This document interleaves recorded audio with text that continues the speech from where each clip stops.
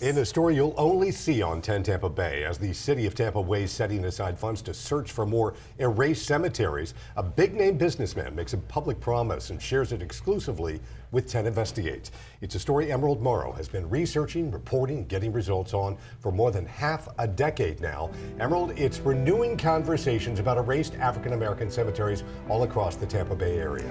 Yeah, that's right, Dave. This all coming just one day after the city celebrated a historical marker for the destroyed Zion Cemetery on Florida Avenue. And it was there that businessman Richard Gonzmart finally told me face to face what's happening with his vacant warehouses that sit on top of that cemetery.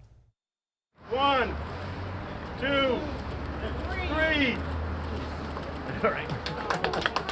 As the cloth came off the Zion Cemetery historical marker that Richard Gonzmart paid for. You know, this is a long time coming. He told me something he hasn't told anyone else about his property that has at least 115 buried graves next to Robles Park Village, where there are hundreds more. This housing here is scheduled to be torn down, and I think our building might be scheduled to be torn down, maybe even before.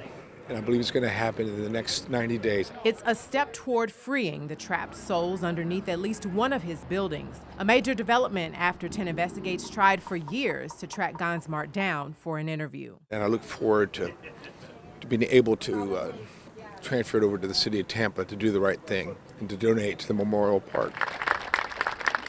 A glimmer of hope for Geraldine Williams. Anna died in 1912 at the age of 73, and that was pretty old for someone who was a slave. Whose great-great-grandmother is buried at Zion. So they're working with us from the very fundamental stages. Work 10 Investigates reported this week is also happening behind the scenes. Mayor Jane Castor told me the city is negotiating a land swap so Gonzmart can do business in another area. The Tampa Housing Authority has already committed to donating part of Robles Park to restore Zion. Would you say that this was a good use of taxpayer dollars?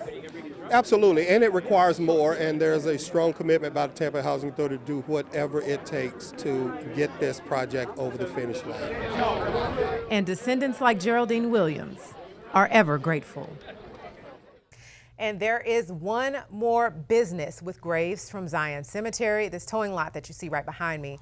A spokesperson has talked with us in the past, but my recent calls for an interview have gone unanswered. However, the Housing Authority says the owner is cooperating to find a solution.